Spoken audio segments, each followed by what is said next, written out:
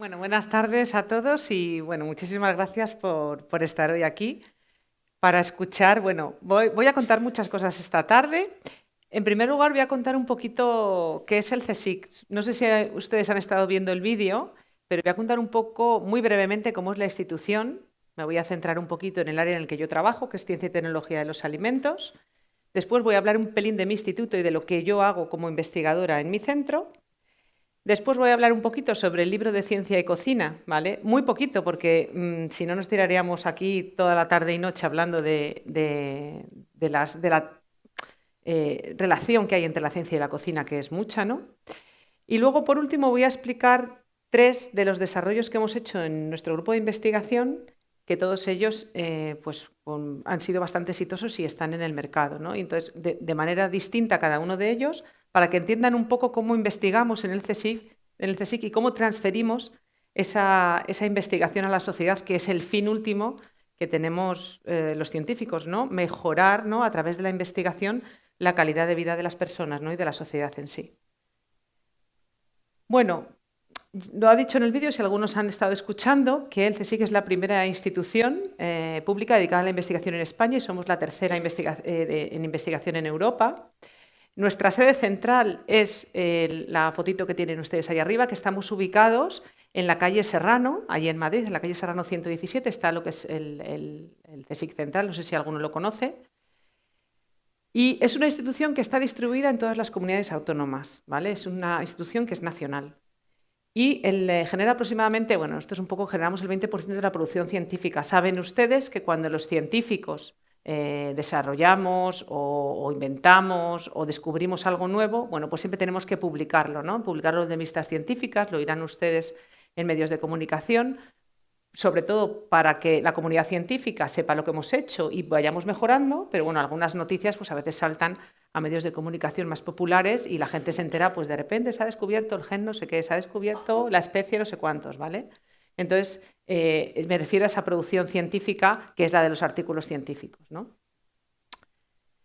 Y bueno, pongo esta foto porque no sé si alguno de ustedes conoce esta serie de televisión que se llama La Casa de Papel, que se rodó en lo que es la fachada del edificio de la Casa de Papel, es realmente la sede del CSIC, el central, la sede de Serrano. Entonces, pues gracias a una serie de televisión, casi en todo el mundo conocen cuál es la Casa de la Ciencia española, que es el CSIC. Y bueno, tuvimos un montón de problemas porque la gente iba a hacerse selfies al edificio y entonces tuvieron que cortar, cerrar y no permitir el paso a la gente porque todo el mundo iba a hacerse una foto pues, en el edificio central que tenemos. Que si tienen ocasión, si van a visitar Madrid y tienen ocasión, bueno, hay muchos museos maravillosos, muchas cosas estupendas, pero pueden pasar ustedes y ver el edificio porque tiene una estructura muy bonita, es muy interesante, por dentro es muy bonito también, no sé si les dejarán pasar, pero bueno, que sepan que ya somos bastante conocidos, no gracias tanto a la ciencia fuera de España, pero sí gracias a esta serie de televisión. Y bueno, pues el CSIC tiene un carácter multidisciplinar y multisectorial. Como bien decía en el vídeo, cubre todas las áreas del conocimiento científico, no solo, como pueden imaginarse ustedes, la biomedicina, no, todas, ¿vale? Y todas que se dividen en tres áreas globales, que son sociedad, vida y materia. Dentro del área de sociedad, entre esas tres se dividen en 8 áreas científico-técnicas. El área de sociedad tiene humanidades y ciencias sociales, que aunque a veces hay personas que no saben que se investiga y que hay ciencia en esta parte, en esta área científica, ¿no?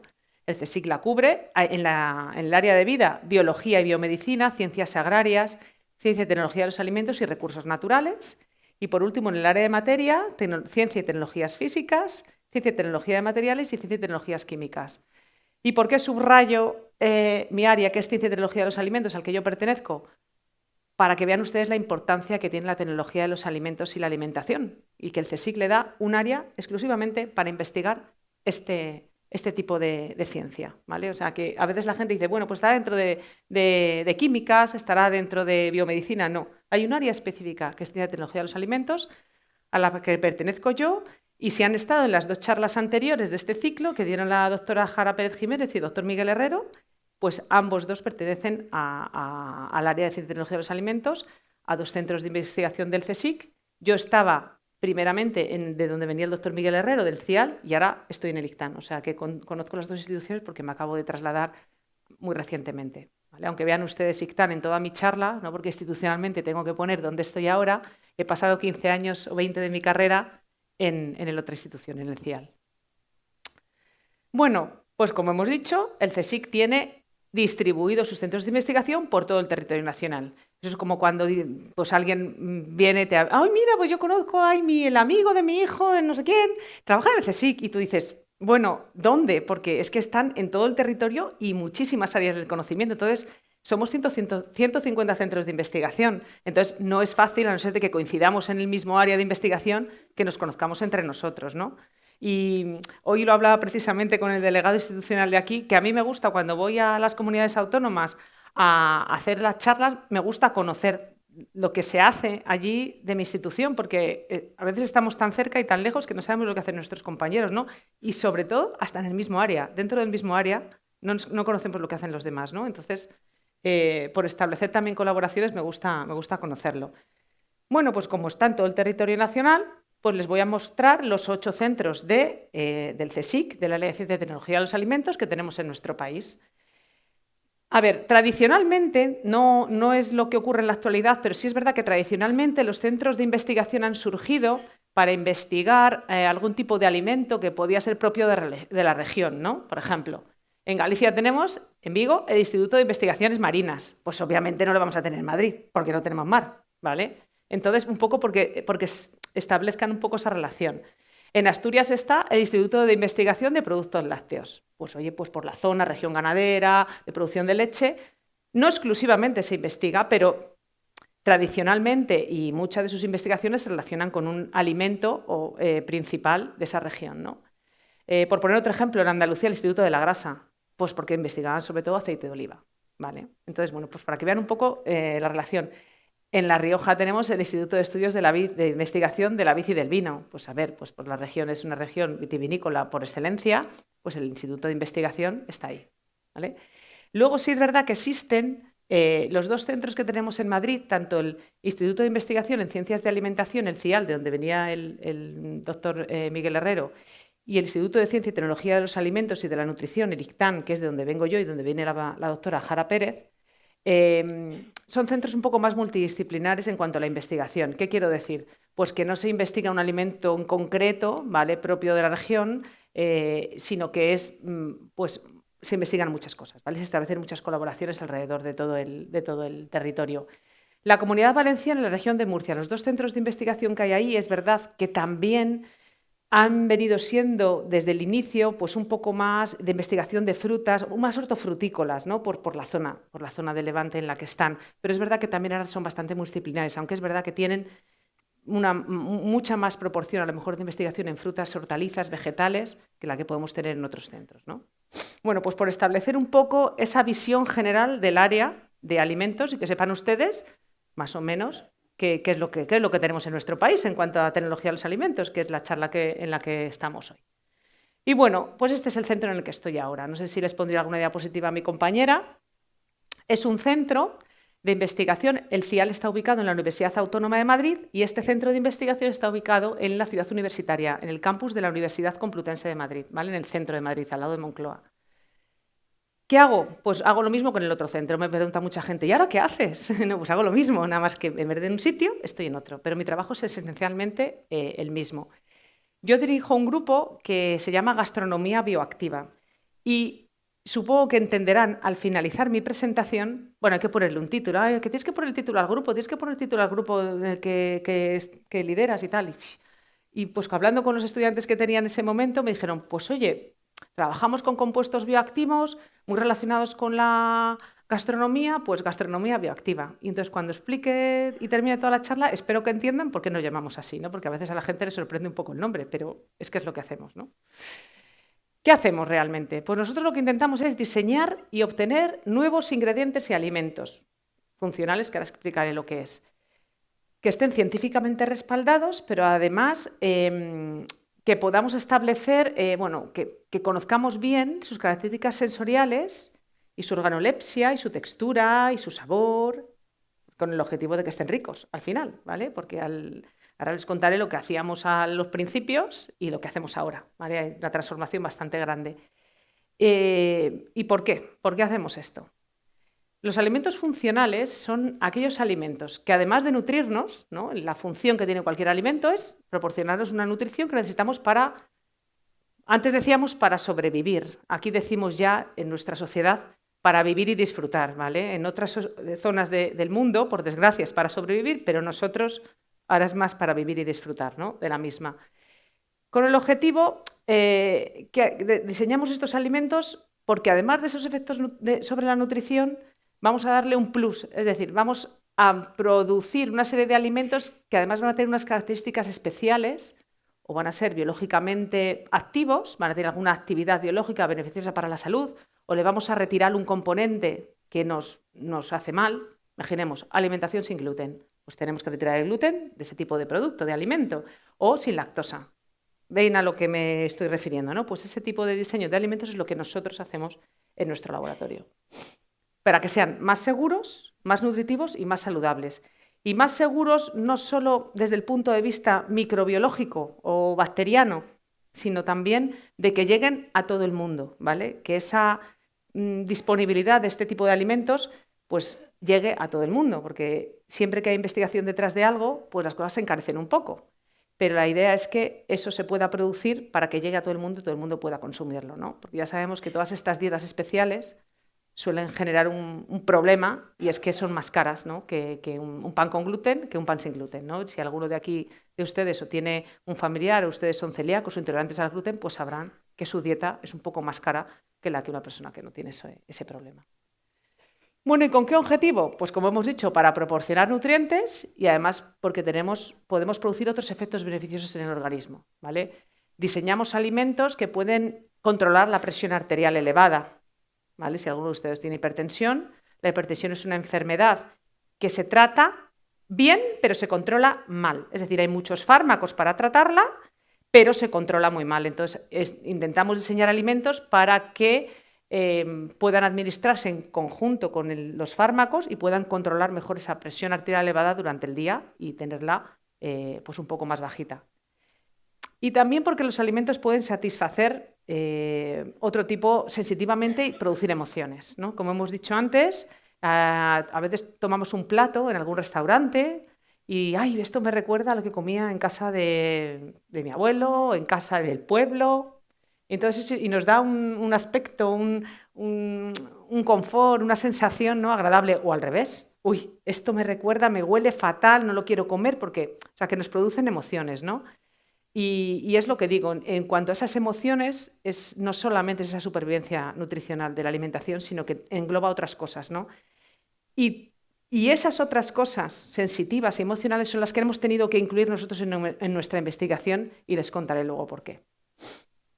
¿Con qué objetivo final? Pues tener una buena salud física y mental, y pues ahora que se habla tanto del envejecimiento y de alargar tanto los años que vivimos, pues llegar a la mayor esperanza de vida con la mejor calidad de la misma, ¿vale? Ese es el objetivo.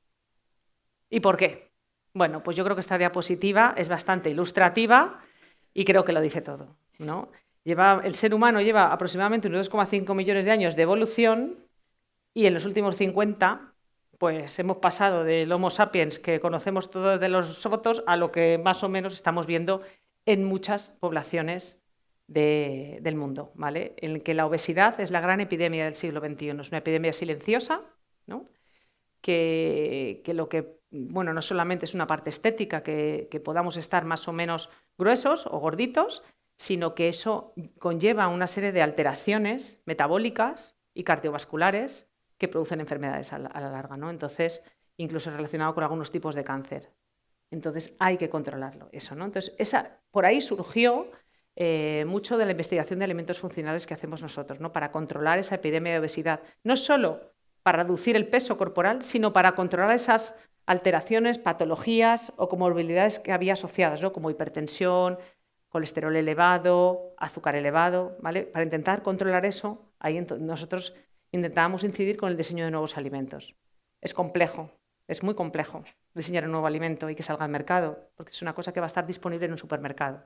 No es como un fármaco, que ustedes van a la farmacia y tienen que tener en algunos casos prescripción médica para obtenerlos, y esto va a ser un producto que va a estar a la disponibilidad de todo el mundo, con lo cual tiene que ejercer un efecto positivo sobre esa patología o esa alteración que queremos controlar, pero que al resto de las personas que no lo tienen no les afecte. Entonces, es complejo. Entonces, ¿qué hacemos en el laboratorio para desarrollar un alimento funcional? No sé si alguno de ustedes tiene cierta conocimiento farmacológico, pero digamos que el diseño de un alimento funcional sigue unos pasos muy similares al diseño de un fármaco, ¿vale? Por lo que les he dicho, al final lo va a consumir la población y tiene que ser seguro para la misma.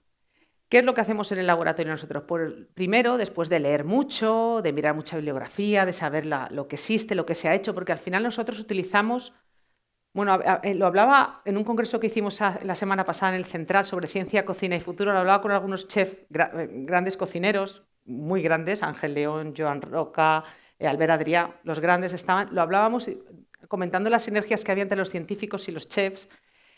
Y una de las cosas que nosotros utilizamos también la tradición, el conocimiento anterior, ¿no?, para buscar cosas nuevas. Y ellos hacen lo mismo, ¿no? Utilizan la cocina, la tradición de la cocina y lo intentan cambiar para producir cosas nuevas, ¿no? Pues esto es lo que hacemos. Buscamos la información que hay, nosotros desarrollamos una hipótesis sobre un aspecto concreto, en este caso, en mi caso, pues para producir un nuevo alimento, un ingrediente basado en un alimento anterior.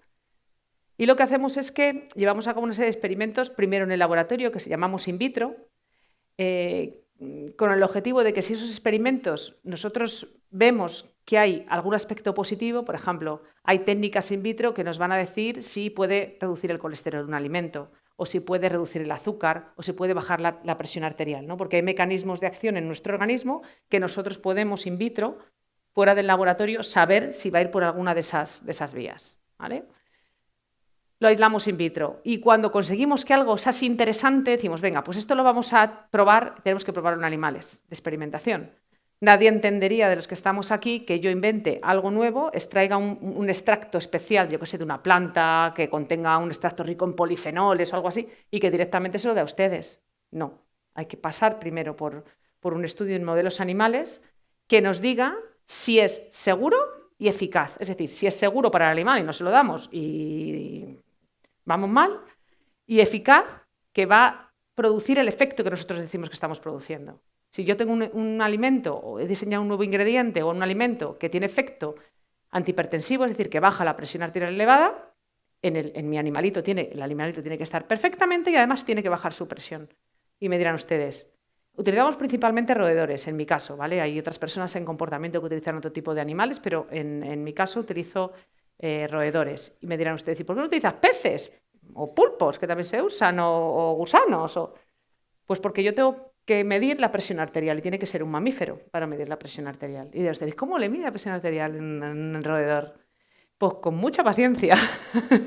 Para empezar, porque están vivos, o sea, no les dormimos, ni les anestesiamos, ni nada. El animal está vivo y hay que acostumbrarle, hay que entrenarle a que entre en un cepo, en un rulito que tenemos que le metemos, y entonces exactamente la misma técnica que usan con ustedes en el hospital o en su centro de salud es la que yo utilizo en el rabito del animal, ¿vale?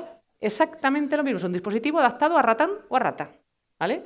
Obviamente la rata es mucho más agradable de trabajar porque es más tranquila, el ratón se mueve muchísimo, pero al final son animales de costumbres, que te conocen, ¿no? Yo a veces le digo a mis hijos, no, la primera vez lo hacéis bien, la segunda os pasa como a la rata, que os salís del cepo, pues lo digo siempre, ¿no? Pues eso pasa. Y hay que acostumbrar muchos días, mucho tiempo, para que ese animal esté tranquilo, sin estrés, y puedas hacerle esa prueba en condiciones, ¿vale?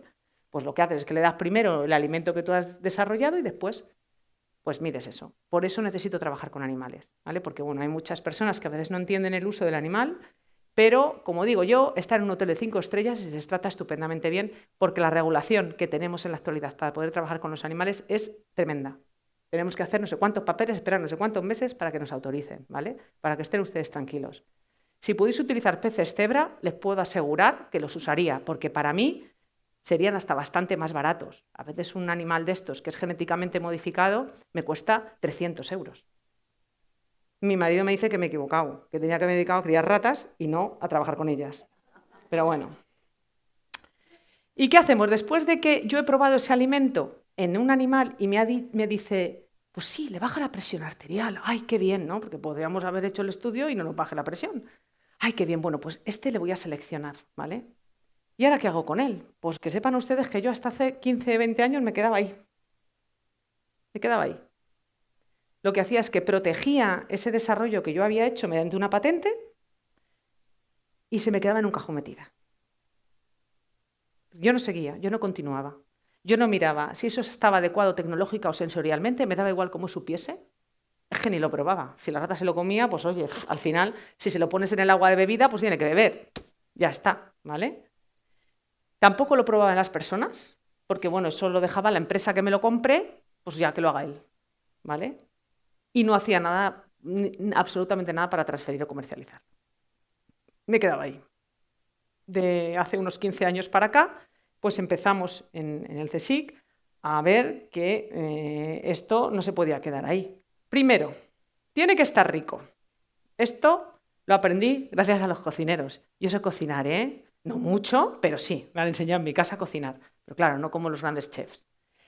Me di cuenta cuando le di uno de mis productos a un cocinero, que luego hablaré de él, ¿vale? Y entonces pues me dijo él, bueno, es maravilloso, hace unas cosas maravillosas que luego les contaré, pero esto tiene un sabor amargo al final que no hay quien lo quite. Y yo me voy, digo, bueno, pues si el chef 2 estrellas Michelin no sabe quitarle este sabor amargo, aquí no tenemos nada que hacer. Tenemos que volver a cambiar esto y hacer otro producto que no tenga ese sabor, pero con las mismas características que a él le interesaban. Entonces, ahí empezamos a darnos cuenta de que realmente, para que un producto de los que diseñamos llegue a la sociedad, pues tiene que estar rico también. No solo ser antihipertensivo, ser antioxidante, que baje el colesterol, es que tiene que estar bueno, porque si no, ustedes no lo van a querer. Pero es que además teníamos que probar el efecto en las personas. Es complicadísimo. Yo recuerdo hace 15 o 20 años cuando iba a todos los mira que hay hospitales en Madrid, y me recorría todos los servicios de farmacología clínica y me iba con mis polvillos amarillos, iban unos polvos amarillos, porque derivaba del huevo, lo que hacía, y yo le decía al jefe de servicio de farmacología, no, es que quiero hacer un ensayo clínico para ver que esto baja la presión arterial, porque lo he probado en animales, tal. Nadie me hacía caso. Nadie me hacía caso. Total, que al final me fui a un profesor que me había dado otro contacto de profesor en el Hospital Central de la Defensa, pero ya esto hace 7 años, 8, o sea, no hace tanto. Y ahora ya hay otra predisposición, ¿vale? Esto de los alimentos funcionales ya ha llegado un poco más a la sociedad y la gente entiende que hay una estrecha relación entre lo que comemos y cómo somos, ¿vale? Entonces, si no somos capaces de cambiar esa alimentación de los últimos 50 años, ¿vale? Y volver a nuestra dieta mediterránea, entre otras cosas, ¿no? Pues tendremos que diseñar nuevos alimentos para controlar esas alteraciones que estamos produciendo con esa alimentación, ¿vale? Entonces ya parece que los clínicos entendieron un poquito mejor que tendríamos que nos tenían que ayudar a probar las cosas, ¿vale? Y luego pensamos, bueno, pues ya hemos hecho esto, ya hemos acabado. Pues no. Eso se queda ahí. Tenemos que llegar a que llegue a la sociedad. Eso se llama transferencia y comercialización, ¿vale? Tenemos que hacer un esfuerzo enorme porque alguna empresa confíe en nosotros, confíe y crea en lo que hemos hecho y entonces se dedique a desarrollarlo y a escalarlo industrialmente y a venderlo. Y eso es muy difícil. Y muy difícil en nuestro país y muy difícil con las empresas españolas, ¿vale? No es que no crean en nosotros, todo el mundo que luego pregunta cuando hacen las encuestas estas, ¿no? No las del CIS, otras, que dicen, ¿qué es lo que más? Los científicos en primer lugar. Digo, bueno, eso es verdad, pero luego las empresas, el apoyo que tenemos de las empresas, sobre todo en alimentos, que somos una potencia agroalimentaria, luego no les cuesta un poco esta parte nueva, esta innovación les cuesta un poquito entrar, ¿vale? Entonces, bueno, pues todo cuesta mucho. Bueno, después de contarle todo esto que hago en el laboratorio, ¿vale?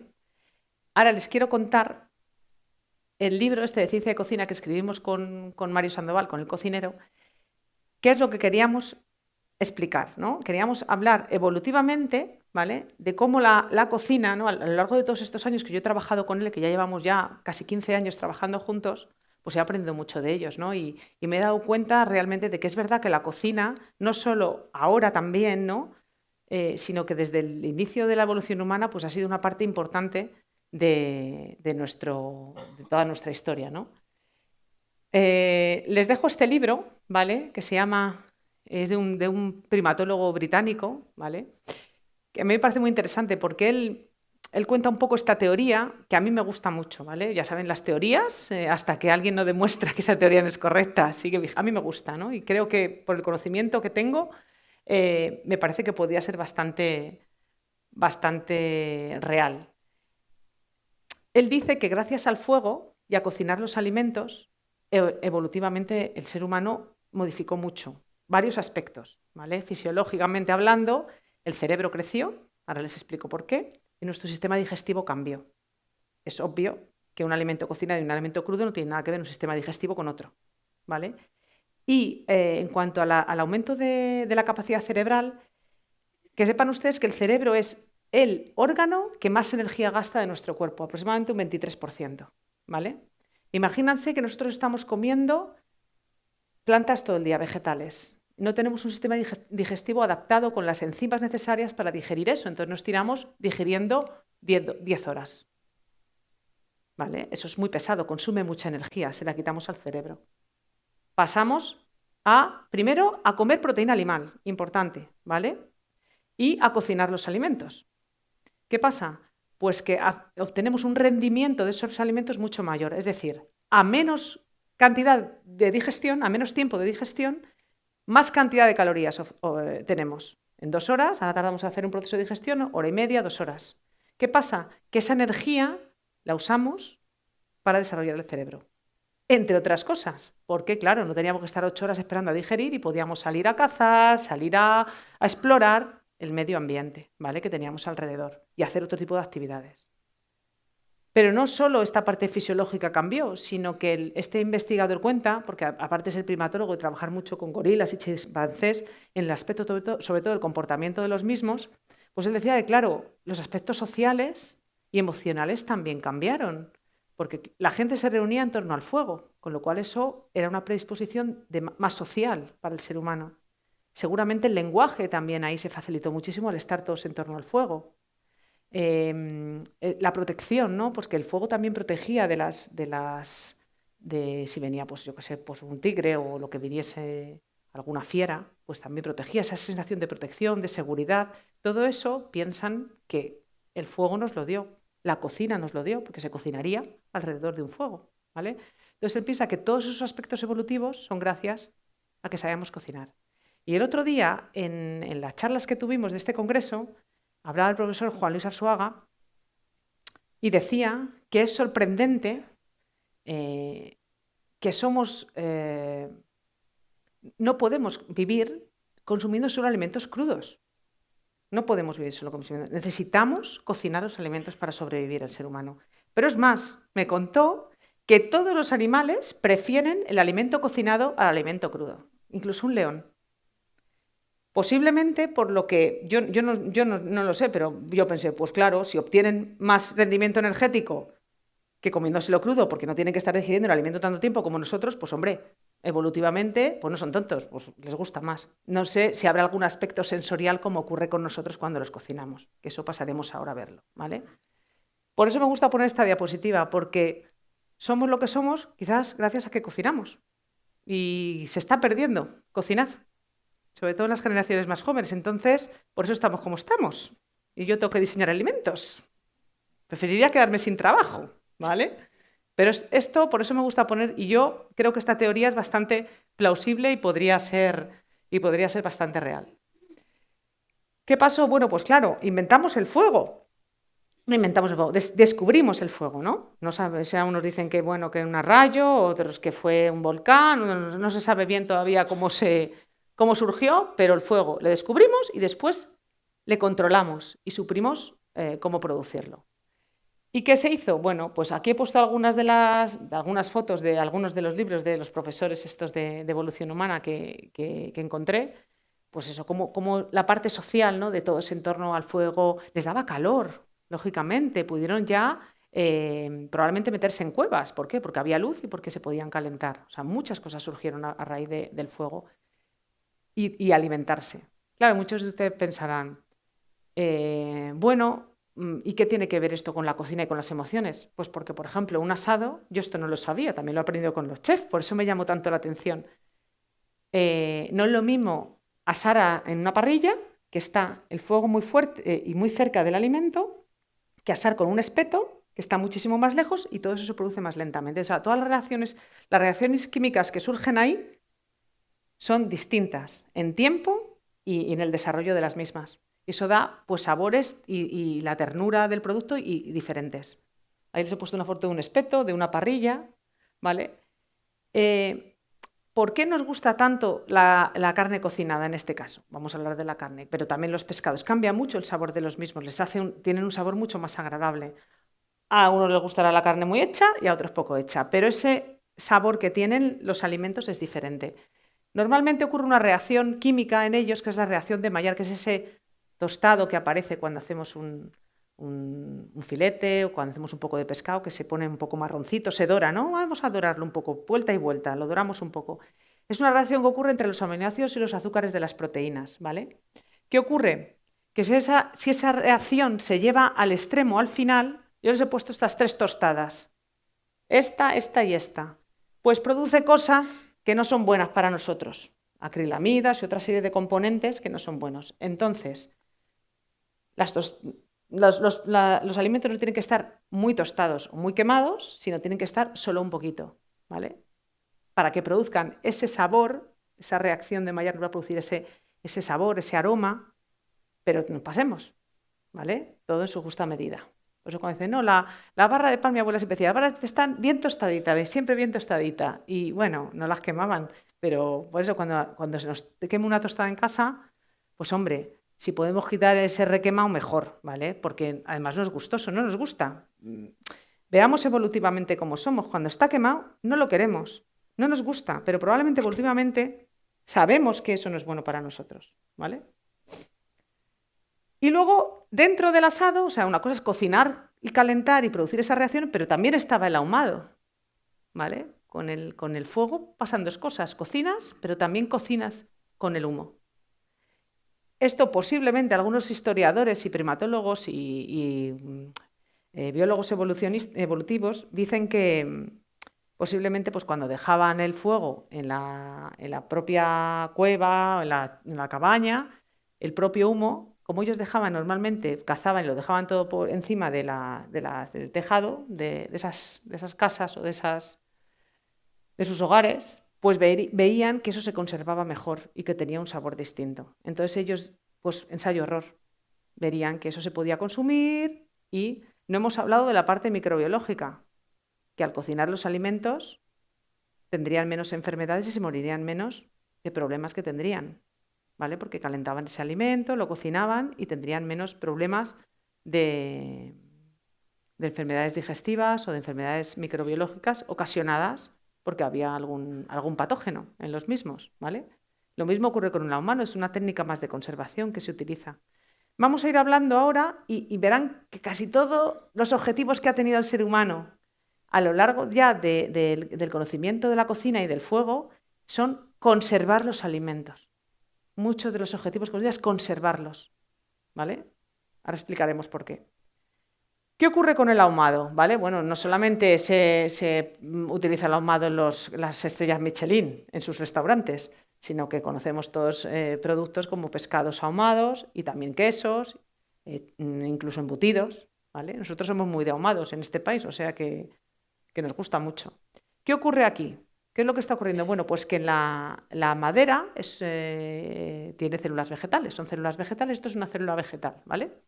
Y las células vegetales tienen una pared celular externa, que está formada por unos compuestos que son normalmente polisacáridos complejos, como son celulosa, hemicelulosa, pectinas, ligninas. Bueno, pues uno de ellos, la lignina, cuando se somete a unas altísimas temperaturas, que es cuando nosotros estamos produciendo ese producto que se va ahumando, ¿no? Que se está quemando esa madera y se produce el humo, libera una serie de compuestos fenólicos, ¿vale?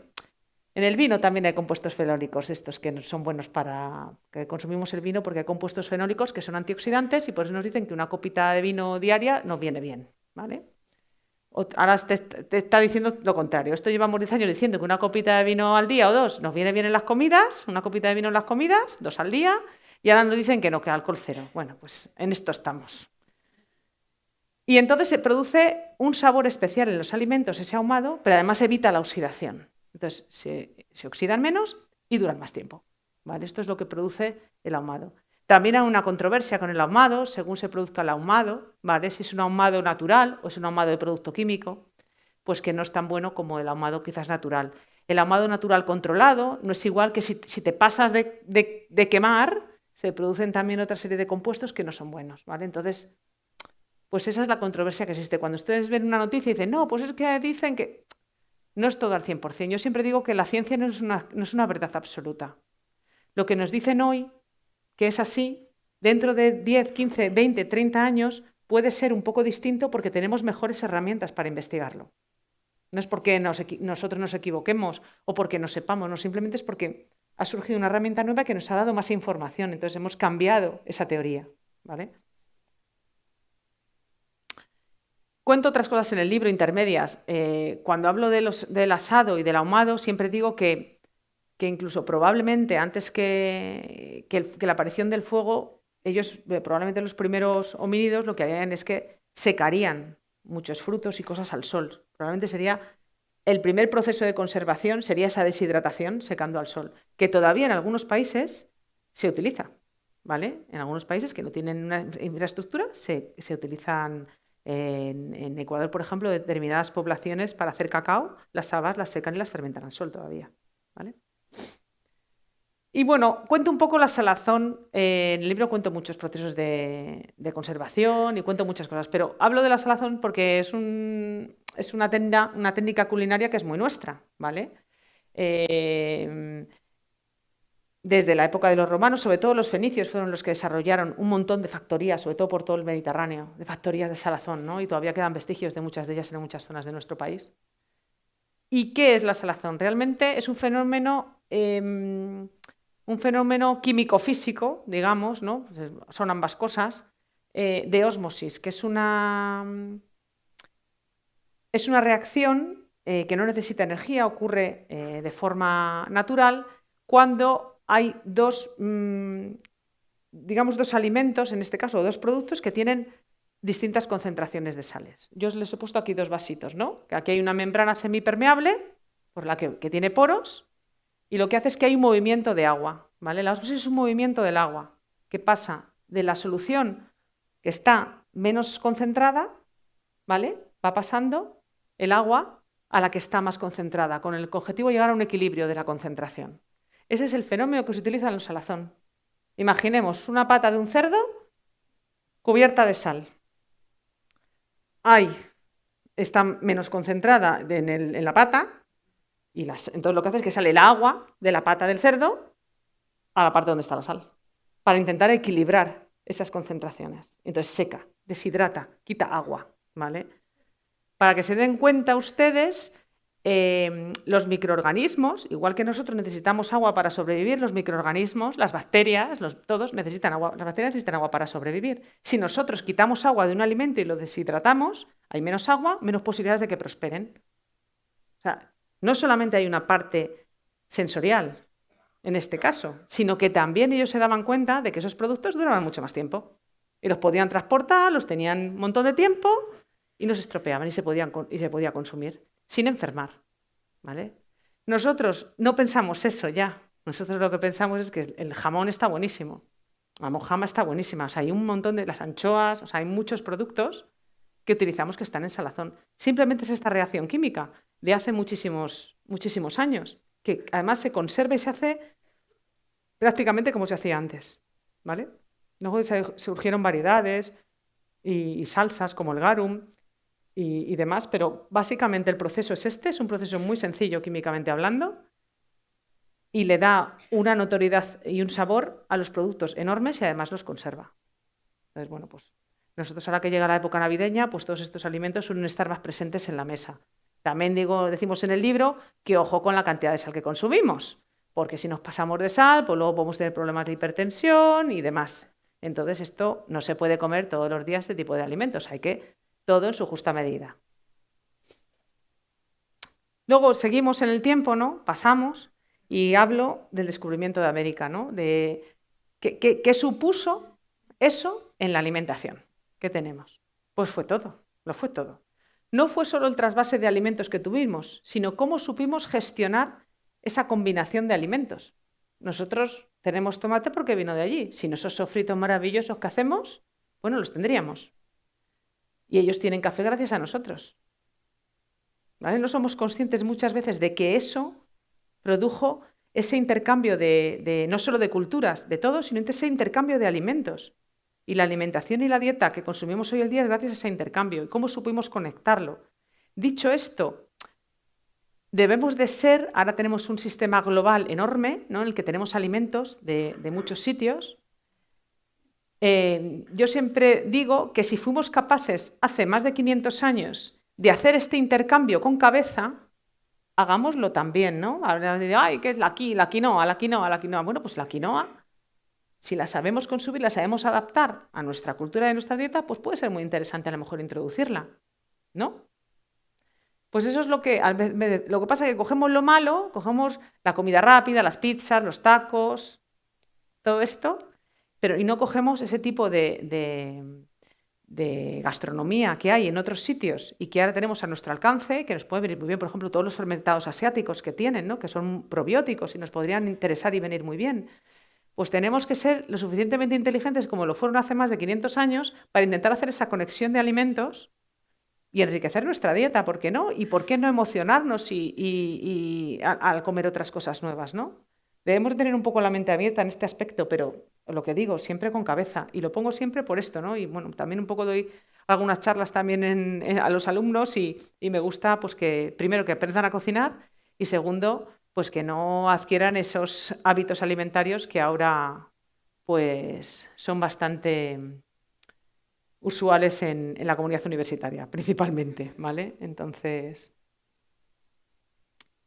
y volvemos a la conservación de los alimentos. Quizás es el capítulo más grande del libro, pero sobre todo de la historia de la alimentación. Porque lo que les digo, siempre hemos ido enfocado no solo a... Luego, mira, pues el salazón estaba rico, pero lo principal era que se conservaba y se podía llevar de un sitio a otro sin problemas, ¿vale? Y lo podían consumir y la gente no se moría porque estaba en mal estado. Para que se hagan una idea, hasta el siglo XVII seguía vigente una teoría que era la teoría de la generación espontánea, que era una teoría que decía como que estaban en el aire los microorganismos, o sea, que las cosas aparecían por generación espontánea, ¿vale? Siglo XVII, tampoco han pasado tantísimos años, estamos hablando de los 2,5 millones de evolución, ¿vale? ¿Qué ocurrió?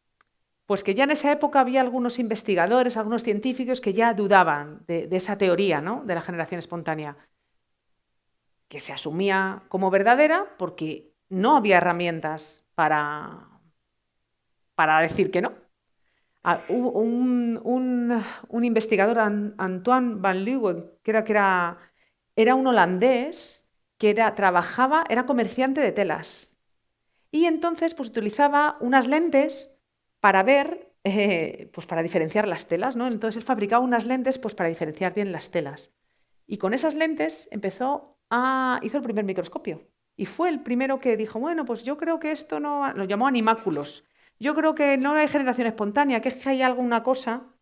Y esa teoría ya empezó en la comunidad científica a decir, pues a ver si va a tener razón, es verdad, aquí ya parece que hay algo. Pues no fue hasta Napoleón, siglo XVIII. Pues Napoleón, este hombre era tan brillante, ¿no?, porque no solo era un buen militar, sino que era bastante inteligente, por lo que cuentan, y él dijo, bueno, se observó, porque era muy observador, dicen, y observó que se le morían más soldados que de las contiendas bélicas, de que se morían de los alimentos en mal estado que tenían, ¿vale? Y propuso un premio de 12.000 francos a la persona que consiguiese conservar los alimentos o que no pereciesen, ¿vale? Y entonces Nicolas Appert, que era hijo de un pastelero francés, que es el señor que está así en el dibujo en blanco y negro, lo hizo. ¿Y qué hizo? Pues cogió unos tubos, unos botes así de boca ancha y los llevó a ebullición y los cerró.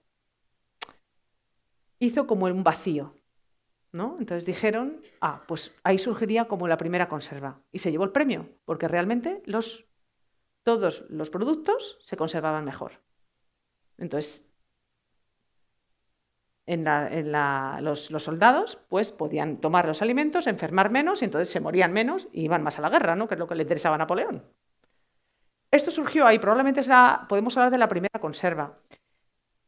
Pero ellos pensaban que era por eso, por la generación espontánea, porque hacían el vacío y ahí no entraba ningún animáculo de los que en aquella época se estaban diciendo que había. No se les ocurrió que podía ser la temperatura. Para nosotros es obvio hoy, ¿no? Pero ellos no. Él lo calentaba, pero nos parece muy difícil, ¿no? Hoy en día, ¿cómo no tiene una temperatura si lo estaba calentando? No, ellos pensaban que era por el aire. No fue hasta el siglo XIX, cuando este señor, que ya le sonará un poco más, Louis Pasteur, hizo un experimento en el que él pudo demostrar, ya se veían, ya habían esos microscopios iniciales que habían desarrollado, ya sabía que ya podía haber ahí esos animáculos, ¿no? Ya se podían observar. Y él fue el que demostró que realmente es la temperatura la que elimina esos microorganismos, ¿vale? Y a partir de este siglo XIX, bueno, pues se llama el proceso de pasteurización, que saben ustedes que es aumentas la temperatura, eliminas esto y tiene que estar en frío, ¿vale? Y dura tiempo. Entonces ahí se empezó a pasteurizar la leche, tal, se llevaba de un sitio a otro, ¿vale? Este tipo de conservación, bueno, pues llevó a muchas cosas. Ahí les he puesto abajo, desde la leche fresca pasteurizada, que es aumentas la temperatura 65 o 70 grados durante un tiempo, eso queda pasteurizado, así eliminas los microorganismos, pero a la larga pueden volver a crecer, ¿vale? Es durante un tiempo, tiene que estar por eso en frío. La leche que venden fresca, que está pasteurizada, tiene que estar en frío.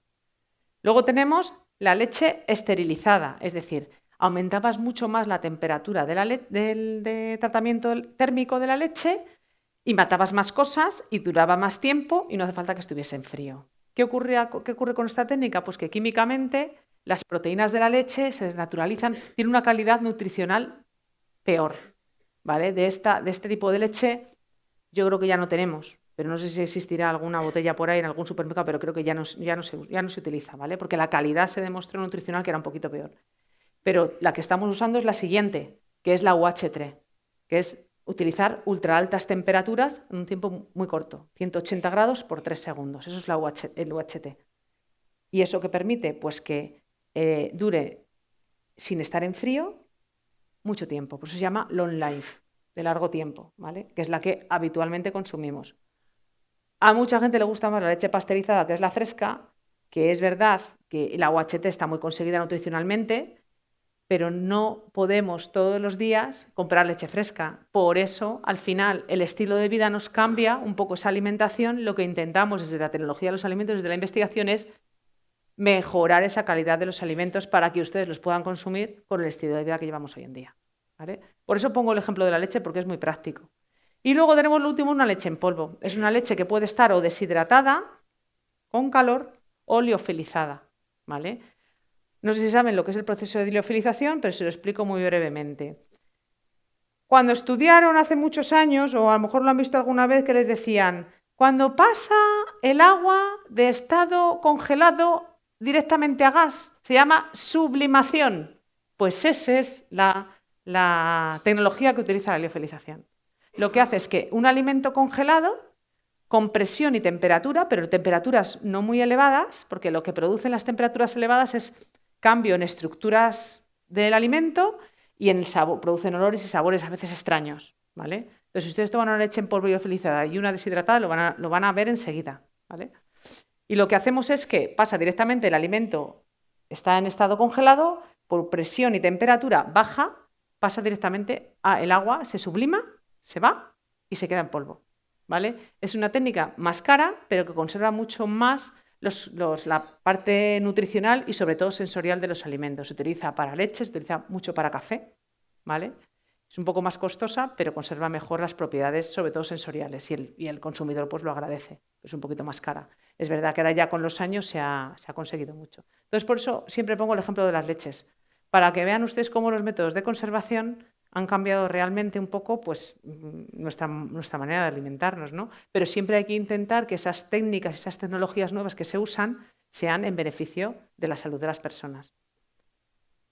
queda alguna técnica más que comentaré a lo largo de... Cuando explique los procesos y los alimentos que hemos desarrollado, la contaré después, ¿vale?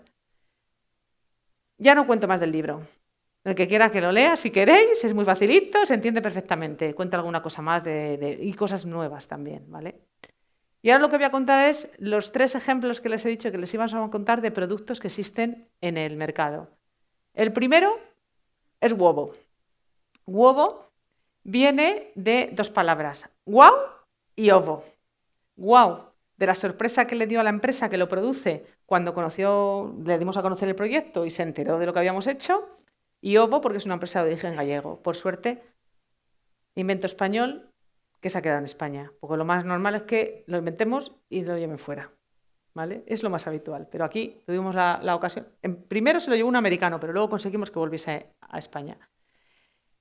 Yo, en mi laboratorio, cuando yo les digo que diseño un nuevo alimento, lo que yo he trabajado casi toda mi vida con proteínas. No solo con proteínas, también con fibra, con otros nutrientes de los alimentos o micronutrientes, pero especialmente con las proteínas de los alimentos, ¿vale? Entonces yo trabajaba en aquella época con las proteínas del huevo y especialmente con las proteínas de la clara. La clara contiene básicamente proteínas y agua. Proteínas de la más alta calidad y agua. No tiene ni grasas y la cantidad de azúcares que tiene es despreciable. Entonces, es una matriz muy fácil de trabajar con ella. No hay que extraer cosas, ni precipitar, muy fácil. Yo trabajaba con ella tal cual. Y yo lo que hacía en el laboratorio era lo que llamamos una hidrólisis enzimática. Bueno, pues imagínense que esta es la proteína de la clara de huevo, una de las proteínas, la mayoritaria. Imagínense un collar de perlas y que cada una de las cuentas de esas perlas es un aminoácido. El aminoácido es la molécula mínima por la que están constituidas las proteínas que tenemos. Las proteínas de los alimentos y también las proteínas de nuestro cuerpo. Son aminoácidos, constituidas por aminoácidos. Cada bolita es un aminoácido. Pues lo que llamamos hidrólisis enzimática es que nosotros utilizamos una molécula que se llama enzima, que es como unas tijeras selectivas. Entonces lo que hace es que esa cuenta de collar la va cortando y forma fragmentos más pequeñitos de esas cuentas. Esos fragmentos se llaman péptidos.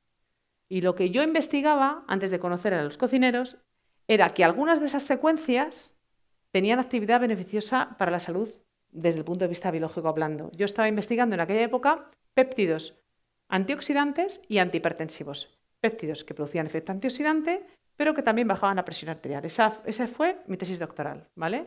Patentamos varios de esos péptidos, los desarrollamos, los probamos en animales, funcionaban perfectamente. Ese era mi trabajo. ¿Qué pasa? Que un día conocí a este cocinero, al chef Mario Sandoval, que tiene 2 estrellas Michelin. Cuando yo le conocí tenía una todavía. Algo haríamos, ¿no? Para la segunda. Siempre le digo que la segunda alguna punta es mía, ¿no? Pero bueno, ya sabemos. Y entonces me dijo un día en una reunión, pues es que yo quiero trabajar con algo del huevo que no exista en el mercado. Y yo, pues, cuando acaba la charla, digo, pues yo lo tengo. Lo tenía en un cajón metido, la patente esta que les digo, que no conseguíamos, la habíamos licenciado a una empresa belga, pero como tenía que hacer, les digo, los ensayos clínicos, eran costosísimos en aquella época, pues bueno, la tenía ahí, pero la dejó un poco sin trabajar. Y entonces yo le llevé al restaurante este hidrolizado de mi tesis doctoral, y fue el que me dijo él, ¡buah! Me voy a la semana y me hace allí un montón de cosas diferentes. Pues resulta que, primero, que remonta, que tiene capacidad de remontar. Digo, ¿y eso qué es? Me dice, pues cuando tú montas una clara y tú la dejas ahí un rato, se te cae y ya no la puedes montar, ¿no? Pues esta se cae y se vuelve a montar, todas las veces que quieras, hasta pasadas 48 horas. Tú no sabes lo importante que es eso para mi restaurante, porque yo lo dejo ahí, yo no tengo que montar cada vez la clara. Tardaba mucho menos, producía más espuma y encima se podía remontar. Ay, yo pues mira, pues yo esto no lo había visto nunca, porque claro, yo me dedico a otras cosas. Uy, y también se puede hacer esto, y se puede hacer esto. Y mira, y yo, claro, empecé a ver tantas cosas que dije, madre mía, pues oye esto. Y al final es cuando me dijo él, bueno, después de todo esto, te voy a decir que tiene una pega. Que esto tiene un gusto amargo al final, que se te queda aquí y eso no lo puedo quitar. Y digo, ni con café, ni con nada, o sea, probó de todo. Y entonces ya fue ahí cuando dijimos en el grupo de investigación, bueno, hay que cambiar esto. Entonces dijimos, bueno, vamos a intentar conseguirte un hidrolizado con las mismas características que tienes y sin ese sabor amargo. Uf, que podía estar hoy contándoles esto y todavía no haberlo conseguido. Ya les digo, esto es así, esto es la ciencia. La paciencia es la madre de la ciencia, pues esa es una verdad. Y entonces, en muy poco tiempo, pues 6 o 8 meses, no tardamos mucho más, lo que empezamos, Tampoco somos tan... Y me da gente, fíjate qué chica más lista lo que ha hecho en 6 No, no.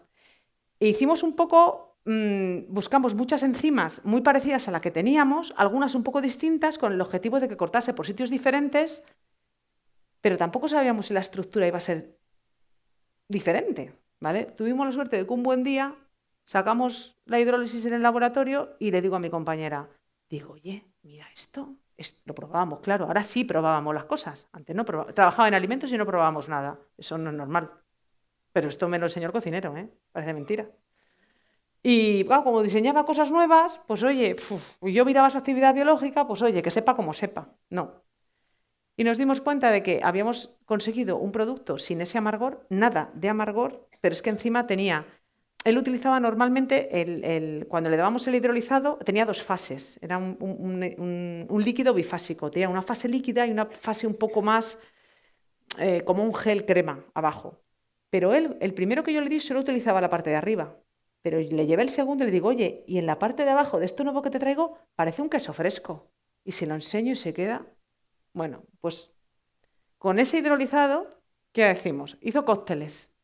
Saben que la clara de huevo se utiliza en muchos cócteles, pero claro, como esta clara de huevo hidrolizada era especial, pues claro, cuando él hacía los cócteles salía un montón de espuma, además podía tener la clara ahí en frío y se montaba estupendamente bien. O sea, para él maravilloso. Hacía helados, con la parte de abajo que les digo que era como un queso crema, hacía helados. Ese queso fresco le presentamos en Madrid Fusión en el año 2013. ¿Qué hizo? Pues un día le llevo yo esto y me dice, vente, vente. Bueno, allí, pues ya os digo, los cocineros no tienen horarios, pues nosotros igual. No, vente, vente, te ibas allí. Es que he hecho un queso y me lo enseña. Había metido el producto que yo le había dado en un molde de queso de oveja que él tenía. Ustedes saben que el huevo tiene una particularidad que absorbe muy bien los aromas y los sabores de las cosas. Por eso cuando se meten trufas, sabe a trufa, cuando se mete tal, sabe a tal. Pues había absorbido ese aroma y ese sabor del queso de oveja y parecía un queso de oveja. Y claro, dije yo, madre mía. O sea, yo me quedé, o sea, tenías el conocimiento de esas cosas, pero no lo habías aplicado. Para hacer macarrons, esto lo hicimos con Paco Torreblanca, él contactó con él, le dijo, oye, tengo un producto que quiero que lo pruebes en pastelería, uno de los mejores pasteleros de nuestro país, porque yo creo que te puede ayudar. Y entonces él decidió hacer un macarrón. En el primer Madrid Fusión, el queso lo presentamos en 2013 y nos dejaron ir el año anterior un poquito ahí en un sitio más pequeño, ¿no? El 2013 ya fue ahí en el escenario principal, a lo grande, pero fuimos con Paco Torreblanca y él nos dijo, puedo hacer el macarrón, no sé si saben ustedes hacer macarrón, pero tiene una técnica un poco compleja y es largo de hacer. Dice, es que ha reducido el tiempo que tardó y la complejidad muchísimo. Es una maravilla, nos dijo. Pero el sabor todavía era amargo ese año anterior, ¿vale? Y después ya con la vorágine nunca volvimos a hablar con él, pero estoy segura de que ese nuevo hidrolizado con sabor neutro le hubiese encantado. Le hacíamos la masa del macarrón. Y lo que ven al lado, estos son bombones rellenos de una crema de yuzu. Bueno, es un cítrico japonés, como limón, lima, es un cítrico que está muy, muy rico. Pues, según cómo culinariamente le añadiese sal, le añadiese azúcar, le diésemos más tiempo o menos a la hidrólisis, no le añadiésemos nada, pues daba distintas texturas. Textura de cuajada, textura de yogur, cremoso, muchas cosas. Entonces, claro, si la parte de arriba, el sobrenadante que nos llamamos en las 2 fases del producto, la parte más líquida, la montaba y podía hacer un merengue brutal, pero si ese merengue le secaba en mesa caliente era una tiza. Decía un suspiro, digo, no, esto no es un suspiro, los suspiros no sé si los han probado ustedes, pero eso de suspiro, esto sí, lo dijimos tiza porque es que se te deshacía en la boca, o sea, tenía unas propiedades enormes. Esto fue una patente que, como les digo, 2013, crisis total, ninguna empresa española, mira que fuimos, nos recorrimos toda España, me recorrí toda España con el cocinero. Hasta me regalaron un jamón una empresa que fuimos a visitar, digo, mira, nunca nos regalan nada y gracias a que con el cocinero regalan un jamón allí en el laboratorio todos comiendo jamón. Y conseguimos que al final una empresa española se quedase con la patente, que es una empresa de origen gallego, Campomayor, y ha sacado productos al mercado en forma de bebibles, porque no puedo decir, o sea, este es un formato tipo leche, pero es leche de huevo, ¿vale? Con calcio, es un batido de cacao, también han sacado un capuchino, y estos son cremosos yogures, ¿no? Porque están además fermentados. de fresa, de maracuyá, de fruta de la pasión y natural. Esto es un alimento funcional en sí mismo. Yo estaba investigando, tal, hipertensivo, antioxidantes. Es funcional, porque es un producto que es similar a un producto lácteo en su apariencia y en su textura, pero no contiene ni lactosa ni proteínas lácteas, no contiene tampoco grasas, porque la clara de huevo ya les he dicho que no tiene grasas, pero en su aspecto, ese brillo, esa textura, parece que es graso y no lo tiene. Y luego, sobre todo, ponen sin gluten, pero bueno, porque lo ponen. Pero es verdad que para hacer a veces esas cremas hay que añadir harinas y con esto no hace falta, entonces por eso se pone tan bien. Y luego la empresa, con el objetivo de seguir es sin azúcares añadidos. Todos los purés de fruta que añade por ejemplo, los cremosos tipo yogur, son purés de frutas naturales, no añade colorantes ni nada, ¿vale? Entonces, bueno, pues eso es un desarrollo que sí que se comercializa. Ha habido una experiencia piloto en varios supermercados, hasta en el Corte Inglés, en Freud, en Carrefour, y ahora ellos tenían externalizada toda la producción y ahora se lo han llevado otra vez a Galicia para producirlo ellos mismos allí y volver a sacarlo al mercado. Ahora se venden en muy poquitos sitios, ¿no? A lo mejor dentro de 6 meses sí lo pueden. Espero que si lo ven, es muy llamativo, ¿vale? Han hecho un gran trabajo de marketing, que eso también es otra cosa importante que los científicos no sabemos. Y creo que si lo ven en los supermercados igual lo detectan. Patente del CSIC que nos compra una empresa, una manera de transferir. Nosotros inventamos, nosotros diseñamos y una empresa lo compra. Siguiente, Joselito.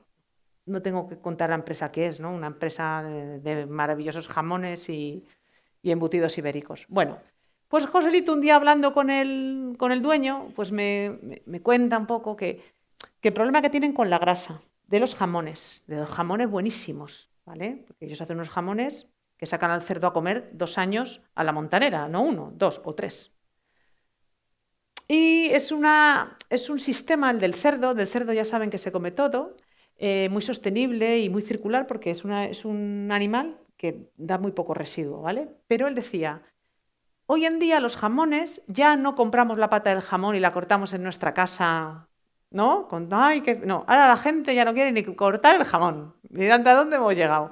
Queremos el jamón cortadito a cuchillo, que nos lo envasen al vacío y nosotros cuando queremos nos abrimos nuestro paquetito, que está estupendamente, casi como recién cortado. Y dice, ¿qué nos pasa? Que hacemos todo eso, lo hacemos nosotros. Pero ¿qué ocurre? Que nos queda la grasa del jamón, nos queda como subproducto. Y de cada jamón nos queda casi 1 kilo de grasa de una excelente calidad nutricional y sensorial que tiramos o que tenemos que pagar para retirarla porque es un residuo.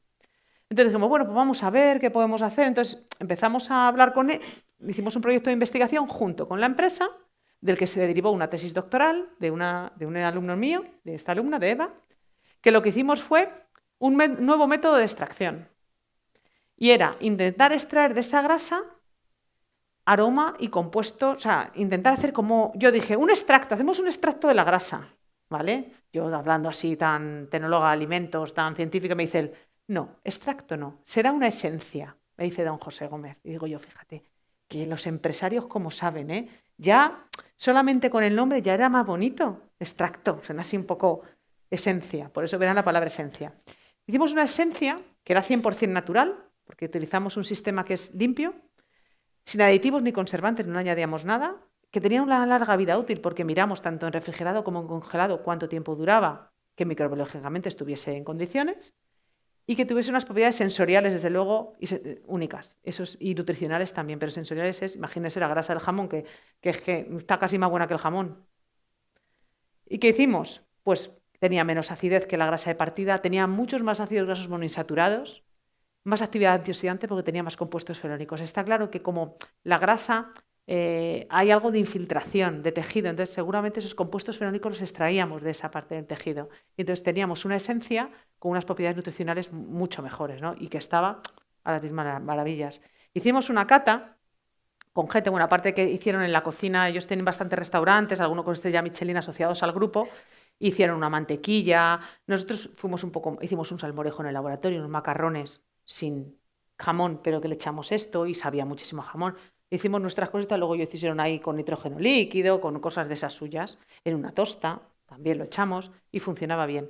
Y cuando hicimos el test con la gente, lo hicimos después de la pandemia, en el año 2021, y mucha gente nos escribió que, uy, pues esto para cosmético tiene que ser buenísimo, porque me ha dejado, al hacer la cata, ¿no? Porque probaban, dice, tengo los labios todo el día. Mucha gente nos referenció que se le había quedado la piel muy buena. Claro, tiene unas propiedades de componentes grasos muy buenas. Entonces, para que se hagan una idea, pues siempre decía Grande Cobian, el gran nutricionista, que el cerdo es un olivo, el cerdo ibérico es un olivo con patas, ¿no? Un aceite de oliva tiene aproximadamente un 70% de ácido oleico y estos jamones que los medimos tenían 56-58% de oleico. O sea, es que casi es muy parecido el perfil. Por eso yo lo digo, igual que con el aceite de oliva la gente me dice en las charlas, no, es que está carísimo, es que hagamos dieta mediterránea, el aceite de oliva virgen extra es que está carísimo. Digo, pero es que es la calidad y no la cantidad, que es lo que tenemos que mirar. A lo mejor es mejor comer un poquito menos de jamón, pero que sea del bueno. Un poquito menos de aceite, pero que sea del bueno. Un poquito menos. Hay que comer un poquito menos, pero de más calidad. Siempre lo digo. Y vamos con el último. Esto para que vean que yo he investigado todo tipo de cosas. Y ahora vamos a la más disruptiva, que es Legui. Legui es un alimento 100% vegetal, cuya primera aplicación ha sido un análogo cárnico. Es decir, es una carne vegetal. Se lo digo así, no me gusta decirlo, pero para que lo entiendan. Y el otro proyecto de Joselito fue, hablamos con la industria, tienen una necesidad y tenemos 2 patentes con Joselito de esa esencia, también, protegido, porque él lo quería proteger, lógicamente, para que no se lo copien. Con la industria, conjunto con ellos, nos dicen, tengo esta necesidad y nosotros la resolvemos, ¿vale? Y llega a la sociedad, porque él no lo vende comercialmente, lo utiliza pues para los restaurantes, a los chefs, lo tiene un poco más como un poco de marketing y de caché, ¿no? Como I+D, pero bueno, además daros cuenta que también que cada año en la montanera o cuando se producen los cerdos es edición limitada, como me dijeron, bueno, es que esto es edición limitada, otra palabra que dije yo, madre mía, esta gente como sabe, ¿no? Esencia de edición limitada, porque los cerdos son los que son y la cantidad de grasa que genera cada jamón es la que es cada año, entonces esto no tienes una producción ilimitada, ¿no? Entonces, bueno, él lo gestiona como él buenamente quiere, pero bueno, que se produce y se consume. Y este producto lo hicimos también un desarrollo de un proyecto de investigación nuestro, que ahora veré un poco el objetivo que teníamos, y se transfirió de otra forma que también les contaré.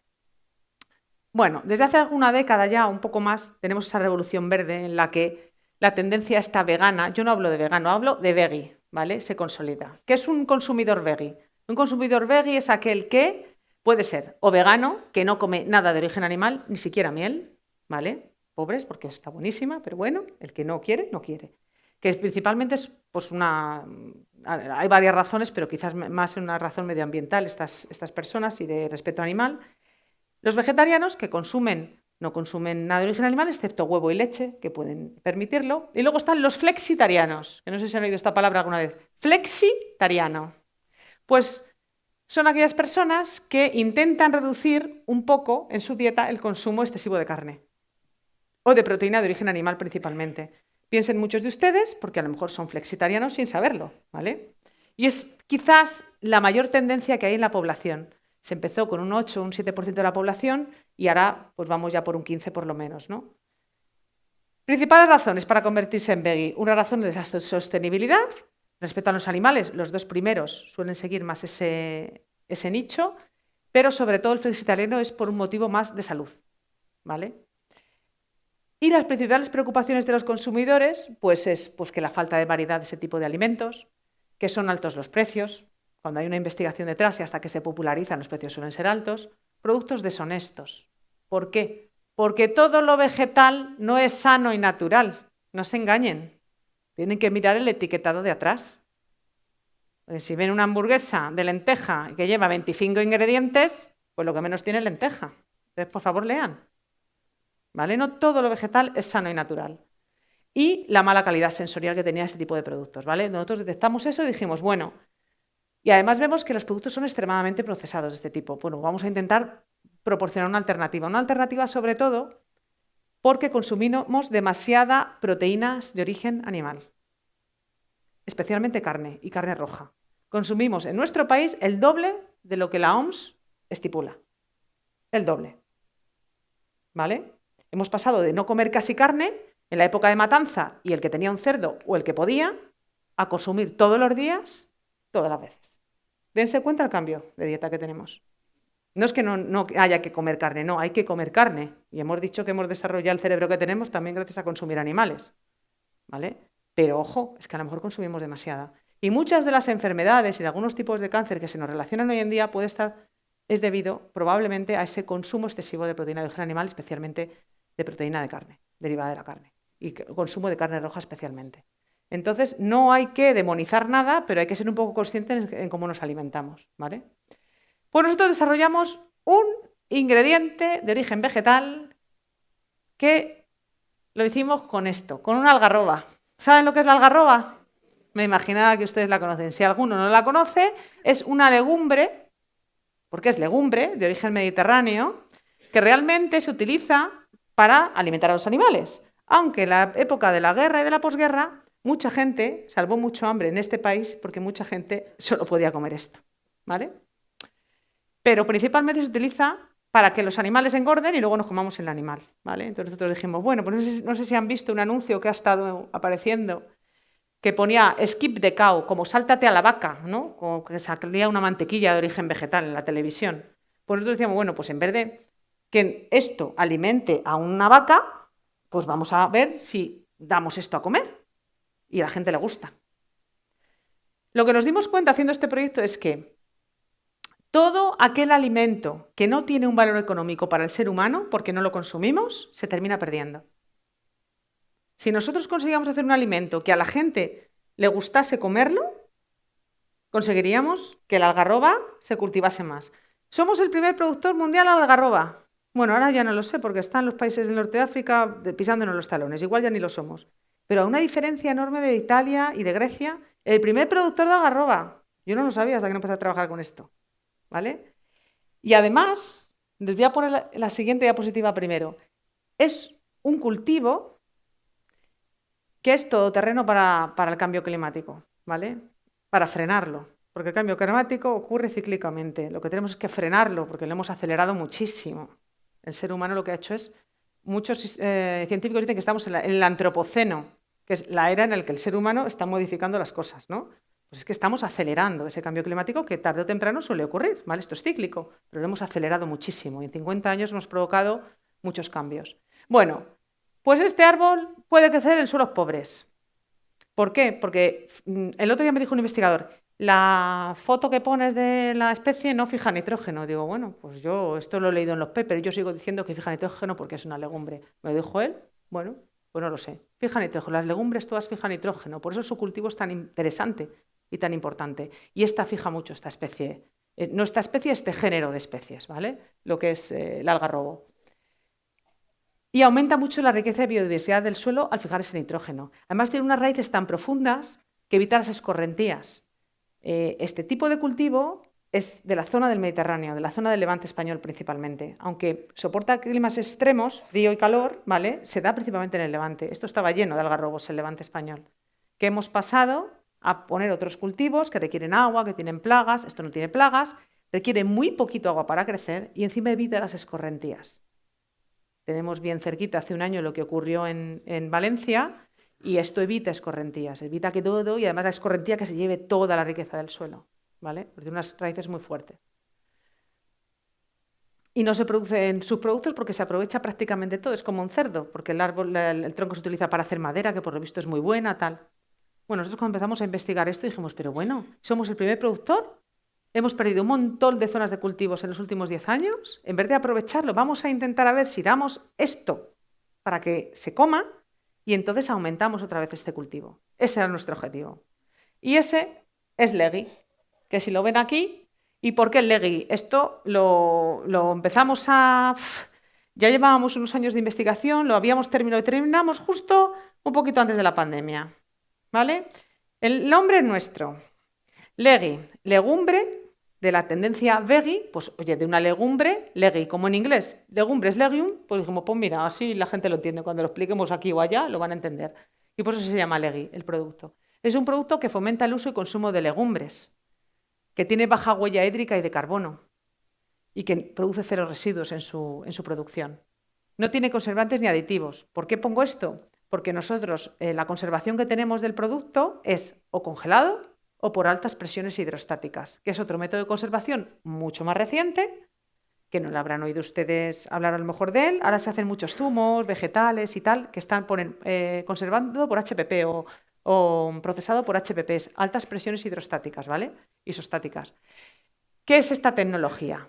Pues es una tecnología que utiliza grandes presiones para implosionar los microorganismos y así que eso dure más tiempo en refrigerado, ¿vale? ¿Y qué es esto? Pues implosionar, le sonará este verbo. Le sonará este verbo, se acordarán hace un año aproximadamente o varios meses, que yo creo que hace un año, cuando el submarino aquel, con estos ricos, súper ricos, se fue a las fosas marianas y se quedó ahí, hubo una grieta, implosionó, ¿vale? Pues eso es lo que hace la alta presión en los alimentos que se meten a altas presiones. ¿Qué pasa? Pues que, digamos, es como si metiesen un alimento incluso más profundo de las fosas marianas. Se sabe que las fosas marianas pueden tener como unos 11.000 metros, 11 kilómetros de profundidad. No se sabe cuánta más, si hay más o no. Ya les digo que hasta que sepamos que hay más, esa es lo que se sabe, más de 10 kilómetros, más de 10.000 metros, incluso más abajo, ¿vale?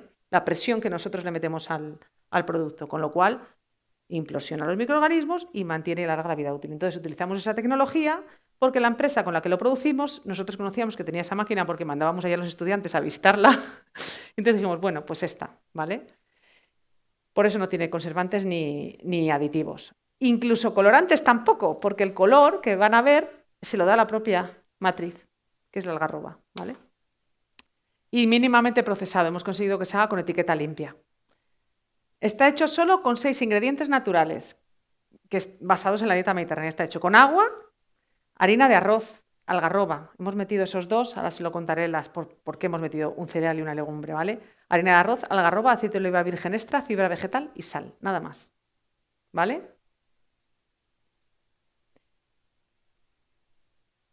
Saludable, es fuente de proteínas de alta calidad, por eso, porque juntamos un cereal con una legumbre.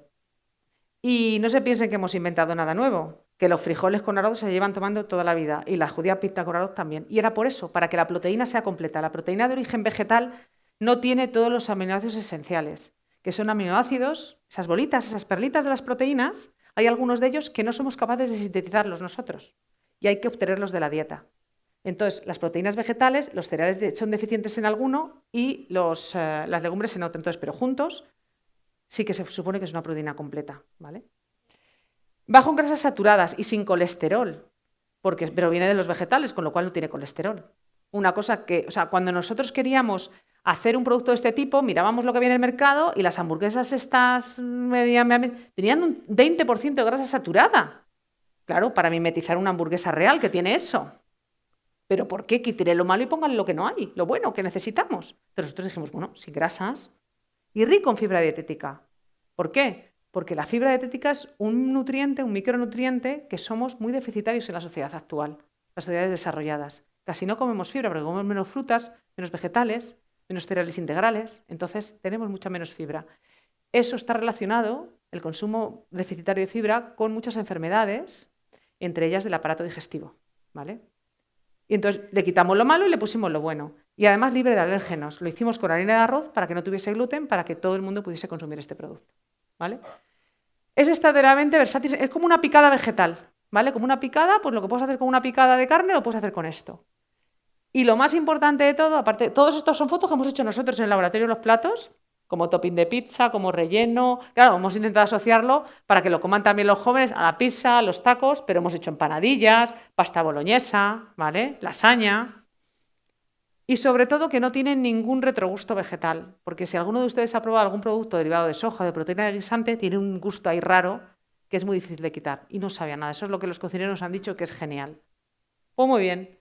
Esta es la empresa, este es un equipo de alta presión, ¿vale? Por aquí van las barquetitas de la carne esta nuestra vegetal y pasan por el equipo de alta presión, ¿vale? Mayor vida útil, mantiene las propiedades del alimento mucho mejor, las altas presiones, inactiva posibles patógenos y alarga la vida útil. Y es una alimentación natural. Tenemos todos estos productos, empezamos haciendo una una carne, te vi, una carne picada para que la gente lo cocinase en su casa. Pues no, la gente quería los platos. Y como la empresa con la que empezamos a hacer los productos, porque nos lo produce una empresa, nosotros no nos liamos ahí a montar una empresa nos produce esto, pues hicimos una versión de platos preparados, también tratados por altas presiones para que no lleven ni conservantes ni aditivos, ¿vale? Hechos como en su casa, con aceite de oliva virgen extra estupendamente, pero en vez de en una olla así, pues en una olla gigante. Pues lo vendemos, hemos tenido muchos premios, pero a que ustedes no lo conocen, pues ya está. Pues ese es el problema, ¿vale? Pues este es el tercero de los desarrollos que hemos hecho, diferente, porque ha sido a través de un spin-off. Hemos creado una empresa, los científicos, los investigadores, y a través de esa empresa hemos desarrollado el ingrediente final para que llegue a la sociedad. Que espero pues que llegue, lo conozcan en algún momento, lo vamos a traer para probar, ¿verdad? Pero no ha podido ser por el sitio donde estamos, ¿vale? Pero me hubiese gustado que probasen el picadillo estilo chorizo que tenemos, que no tiene nada que ver con un picadillo de chorizo y está buenísimo. Y muchas gracias.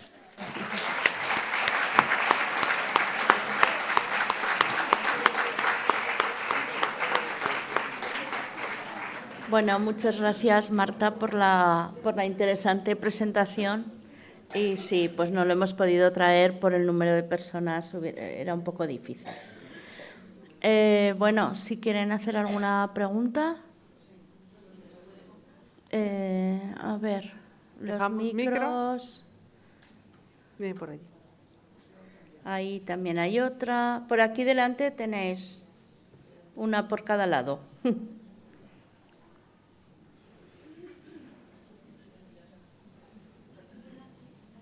Sí. Bueno, Marta, lo primero, felicidades, enhorabuena, sigues tan graciosa y tan lista como siempre. Y tengo que decirte que después de tantos años viéndonos en Madrid, me ha encantado verte en mi tierra, en Zaragoza. Quiero que cuentes una investigación que hicisteis hace años, ahora que estamos con la gripe aviar y que a las personas que nos dedicamos a la nutrición nos dicen el huevo del campero, qué tan bueno, qué sabe, qué tiene... Bueno, esas cosas que cuentan los fakes. Cuéntanos la investigación que hicisteis cuando un huevo de gallina que iba libre tenía las mismas capacidades nutricionales con la gallina que tenía la luz puesta cuando debía. Cuéntalo porque eso yo lo cuento muchas veces nombrándote y la verdad es que ha sido para muchas personas que nos dedicamos a la nutrición una cosa que nos ha hecho callar muchas bocas. Gracias, Marta, y enhorabuena. No lo hicimos nosotros en el grupo, pero fue un estudio que se había hecho en varios sitios, porque la gente siempre dice, no, es que un huevo ecológico está muchísimo más rico que un huevo de jaula, ¿vale? Y en realidad no hay ningún dato científico que corrobore eso. Cuando se hacen los estudios y las catas a ciegas, no hay esa diferencia, ¿vale? En nutrientes no la hay.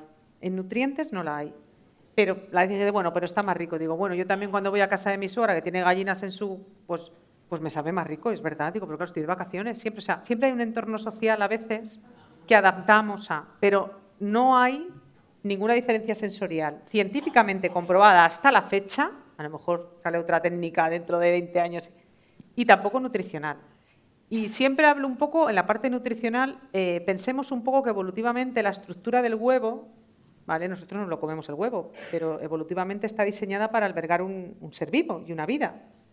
Si fuese tan fácil de modificar, pues tendríamos un problema. Entonces, al final, esa parte puedes modificar, en el caso de la yema, se ha llegado a modificar no la cantidad total de lípidos, sino qué tipo de lípidos puedas tener allí. Omega 3, no sé si han conocido huevos enriquecidos en omega 3, o sea, tú enriqueces en ese, pero tú no puedes, si hay un 10% de lípidos, seguirá habiendo un 10% de lípidos. Tú puedes modificarlos, pero en el resto no se ha conseguido crear más proteína, no se ha conseguido. Pero por eso pensemos, tengo un vídeo en el pendrive, no sé si lo han visto en TikTok o en uno de estos que sale cómo se forma un huevo. ¿Lo han visto? Es increíble, ¿no? Porque es una estructura que se forma en 24 horas y es increíble, ¿no? Entonces, yo siempre lo digo, a día de hoy no hay ningún estudio científico que haya demostrado eso. Lo que no quiere decir que en 20 años nos digan, pues sí, resulta que... Pero ahora a día de hoy no. Y nutricionalmente dudo mucho que que puede haber diferencias entre un huevo un huevo ecológico y un huevo que está en jaula. Es más por el bienestar de la gallina, ¿vale? Ahora, a mí me dijo un día un productor avícola hace muchos años, cuando empezó esto de las gallinas en jaula no, tienen que estar en el suelo y tal, me dijo, primero, para dar de comer a todo el mundo, es que claro, queremos comer todos y de todo y a todas horas lo que queremos. Es complejo, ¿vale? Es que a veces la gente no lo entiende. Y es más, cuando la gallina está en la jaula, está muy controlada, porque no va a coger infecciones ni enfermedades porque está dentro. Cuando están fuera, están volando, que es lo que está pasando ahora, que es que vienen, somos un país de migratorio de aves, entonces vienen y van, y se pasan al ganso, se para al pato, y viene con gripe aviar y pega a las demás. Y él me lo dijo hace 10 años. Hace 10, 12 años me lo comentó este productor avícola y me dijo, es que claro, esto no lo pensamos y luego nosotros tenemos unos problemas, al final se les va a tener que dar más productos a las gallinas que viven en libertad para intentar paliar esto. Y no es que haya que darles, es que no se les da nada, porque no hay nada para la gripe aviar. Se acabó. Matas las 2.000, las 5.000 o las 20.000 que tienes. Entonces, por eso, esa parte de bienestar animal, bienestar humano, a ver, tenemos que pensar que tenemos que comer y queremos todos un huevo que no nos cueste la docena 30 euros. ¿Me entienden? Entonces, por eso a veces esta historia es un poco compleja, ¿no? No es fácil llegar a un consenso. A veces le echamos la culpa a las empresas y no es fácil, ¿eh? Porque claro, ahora se nos van a poner los huevos. Mira, un día me dijo el cocinero Mario Sandoval, me dice, he soñado que valía un huevo 30 euros. Y le digo el otro día, pues casi que vamos de camino. Una estructura tan rica y un alimento tan importante, ¿no? Pues sí, pues gracias, porque sí. Allí había otra, sí. Bueno, gracias por la charla. A mí me preocupa mucho la posible contaminación de los alimentos dependiendo de los utensilios que utilizamos para cocinarlos, especialmente el teflón. Y también cocinar con aluminio, por ejemplo. Y también otros, como, pues no sé, el cobre, estas cosas, ¿no? E incluso, pues, las terracotas con esmaltes, por ejemplo. No sé si están ustedes investigando todo eso. A ver, yo no soy experta, pero bueno, no soy experta en alguno de los materiales, pero en otros sí. En metales. Metales sí, tengo un proyecto con un grupo de investigación brasileño en metales, metales pesados y metales, porque el aluminio es un metal. No es pesado, pero es un metal. Y allí trabajamos un poco con metales pesados porque esa zona, hay zonas de Brasil que tienen mucho problema por la extracción de oro, por los gampeiros, que son las cosas que extraen oro, pero hay mucha extracción que es ilegal. Y entonces la gente se contamina muchísimo de metal, de cadmio, de mercurio, sobre todo de mercurio, ¿vale? Con la extracción de oro. Pero es verdad que tienen muchas zonas de minas y tienen mucha contaminación por muchos metales pesados. Yo he trabajado con ellos con mercurio, con cadmio, con plomo y también con aluminio. El aluminio no es por esa parte, viene por otra. Bueno, el mercurio en los pescados, ya saben cómo está el tema ¿vale? Pero en el caso del aluminio, sí que es verdad que es un metal que se está investigando muy recientemente. El aluminio, la verdad, que entra en la industria alimentaria tampoco es de hace tantos años, es más reciente. Pero sí que parece que hay una vinculación entre el depósito de aluminio, sobre todo a nivel cerebral, pero no solo a nivel cerebral, sino en el organismo, ¿vale? Y determinadas alteraciones cardiovasculares, incluso el sistema reproductor, y algunos científicos lo relacionan con depósitos en el cerebro con Alzheimer, ¿vale? ¿Qué pasa? Que lo que hay que determinar es si con la manera con la que procesamos los alimentos, por ejemplo, una lata de aluminio de bebida, ¿vale? Está liberando ese aluminio al alimento. Esa es la circunstancia que desconocemos. Probablemente en un alimento, en una bebida carbonatada, probablemente se libere más que en una bebida que no es carbonatada, por ejemplo, ¿vale? Por la acidez del anhídrido carbónico. Nosotros, por ejemplo, sí que hicimos un estudio, me acuerdo, en aquella época cuando empecé a trabajar con aluminio. Nosotros lo que hacemos, yo les daba los hidrolizados de huevo, otros que tengo, a los animales de los colegas brasileños y resulta que quelan los metales del organismo, ¿vale? Es como un alimento, como una estrategia terapéutica alimentaria para esa población, ¿vale? Pero también hicimos algunos estudios, entonces nosotros le provocamos el daño al animal con aluminio, con mercurio, con lo que sea, y luego le damos el alimento. Pero sí que trabajando con uno de los mejores investigadores que había en aluminio por esa época, que era un profesor británico, hablando con él, que sobre todo él lo ha relacionado mucho con el Alzheimer, bueno, él también dice que las vacunas, pero eso no se ha demostrado en absoluto, ¿vale? Porque algunos coadyuvantes de la vacuna llevan un compuesto que lleva aluminio, pero es mínimo y no se ha demostrado. Pero el problema está por ver cuánto de la alimentación que está envasada en aluminio traspasa. Nosotros hicimos un estudio con las cápsulas de café, de aluminio del café, que es una de las cosas que más utilizamos, y nosotros no vimos trasvase de aluminio en el café. No lo vimos.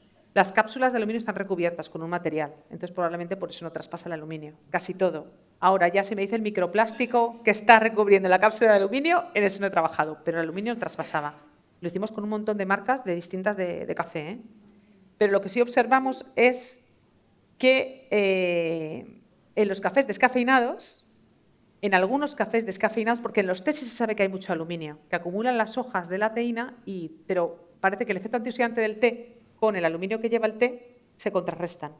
Pero sí que observamos que algunos tipos de descafeinados, de maneras, de técnicas de descafeinar el café, tenían mucho más aluminio que otras. Y no era por la cápsula, era por el sistema, porque utilizamos cápsulas, filtrado, cafetera italiana, muchos sistemas, y en todos ellos había más aluminio, ¿vale? El teflón lleva investigándose muchos años, ¿vale? Es verdad que el teflón, si no lleva los BPCs esos y los BPAs, o sea, lleva unos componentes que sí que se han retirado. Si no lleva eso, es más seguro. Pero ahí no, yo desconozco tanto el teflón, pero con el aluminio sí que sé que hay una controversia y ahora mismo no sabemos realmente cómo afecta. Se está investigando, pero yo solo he investigado el café. Las cápsulas de café podría decir que son seguras. Luego otra cosa es la parte medioambiental de las cápsulas, que ahí no me meto. Esa es otra. Donde esté un buen café filtrado de cafetera italiana, yo lo prefiero, al de cápsulas. Pero, al menos lo que yo observé y lo tengo publicado, es que no había trasvase de aluminio. Pero probablemente las latas, pues a lo mejor sí. Es que la hojalata, la conserva de la que hemos hablado, del siglo... Eran hojalata. Y se ha cambiado mucha por aluminio. Dense cuenta que no hemos hablado del método de conservación por autoclave. El autoclave es un equipo en el laboratorio que se utiliza para esterilizar. Cuando les hacen una cirugía, muchas cosas se esterilizan en el autoclave, ¿vale? 120 grados de temperatura con una presión elevada, ¿vale? Para que no crezca ahí nada, ni esporas, ni nada. Las conservas se tratan casi a autoclave. Entonces, esa cantidad de calor, ¿cómo haya transferencia de aluminio? O sea, en las conservas.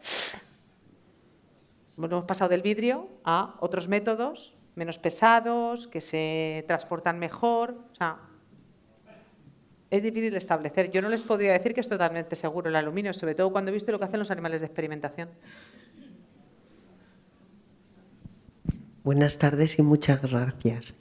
A ver, estos productos que has dicho al final, no sé si lo has dicho y no me he enterado, ¿dónde se pueden adquirir? Pues hasta hace poco teníamos una tienda online. Bueno, la seguimos teniendo, pero solo se vende lo que es el ingrediente, ¿vale? Lo que es el ingrediente para que ustedes se cocinen. Hemos tenido platos preparados mucho tiempo.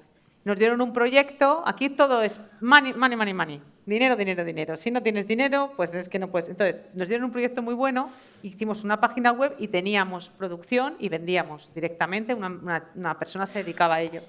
Si nos acabó el dinero, pues tenemos el remanente que tenemos y aún si alguien nos pide producto, lo tenemos.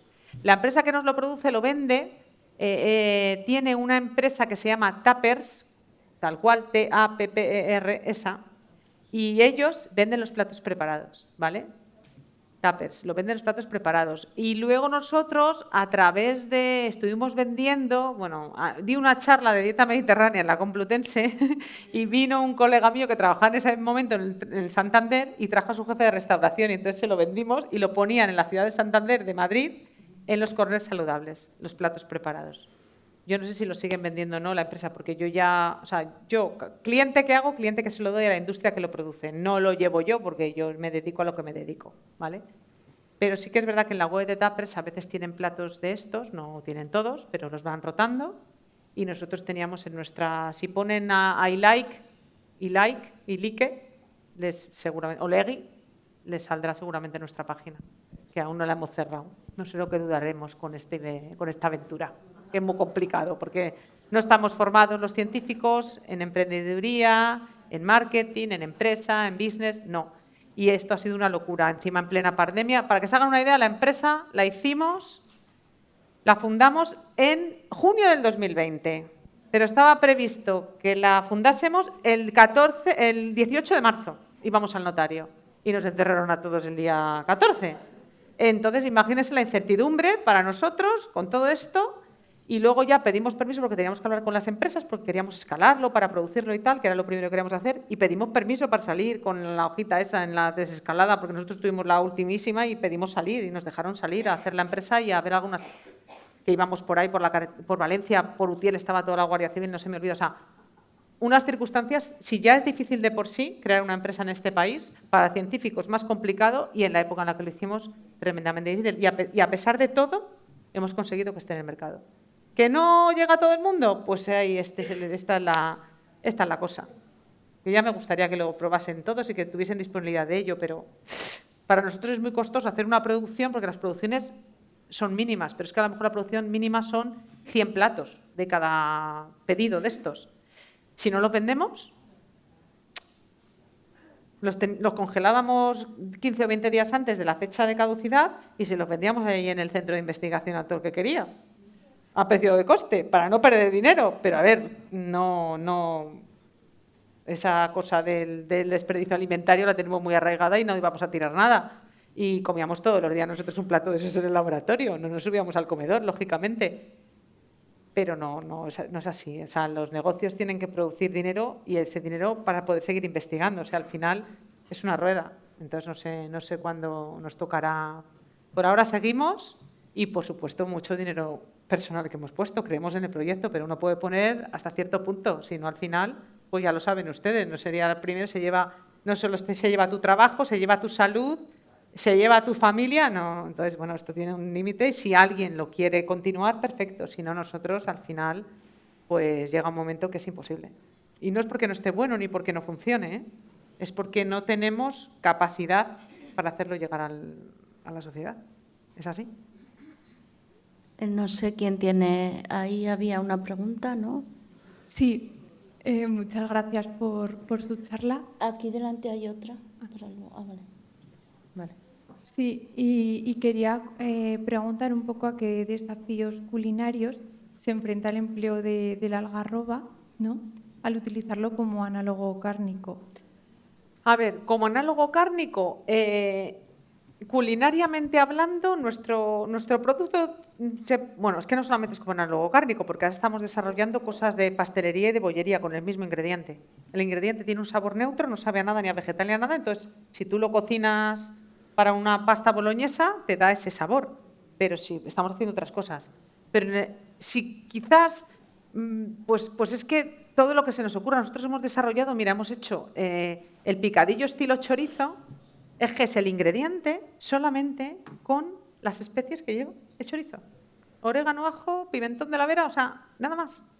Entonces, absorbe muy bien los sabores y quizás la única pega que yo le pongo, ¿vale?, por ponerla, porque no, es que lleva tanta fibra el producto, que tiene un 30% de fibra especialmente soluble, que es la mejor para la microbiota intestinal y para el sistema digestivo, para nuestra salud, que cuando lo calientas mucho, pues esa fibra, la fibra tiende a expandirse, luego se vuelve a retraer, entonces puede resultar un poco gomoso, no tiene la textura a lo mejor fibrosa de la carne, ¿vale? Pero bueno, en algo nos tenemos que adaptar, ¿no? Antes si comíamos la carne cruda, ahora la cocinamos, pues ahora algarroba y ya está.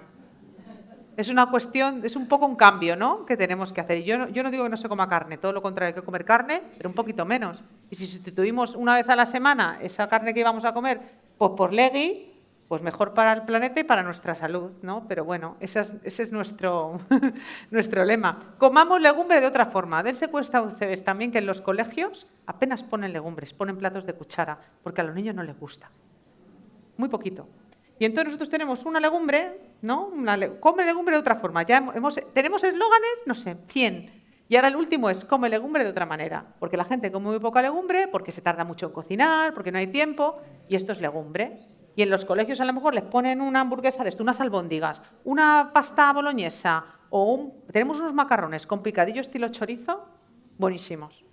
Y a lo mejor pues a los niños les encaja de otra forma y come legumbre, no sé. Pero bueno, ya por ocurrírsenos, desafíos los que quieras.